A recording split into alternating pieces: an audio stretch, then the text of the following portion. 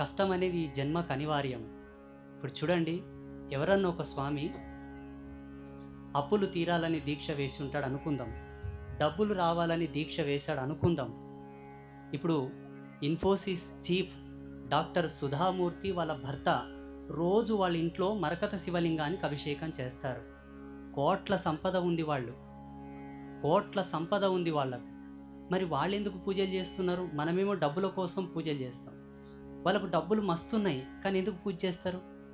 స్వామి డబ్బులు ఉన్నాయంటే మనశ్శాంతి కోసం చేస్తారేమోలే అనుకుంటే, ఈ ప్రపంచంలో సాక్షాత్తు శివుడెంత ప్రశాంత చిత్తుడో, ఎంతటి సాత్విక గుణ సంపన్నుడో, అంతటి ప్రశాంతత తత్వంతో అఘోరాలు ఉంటారు.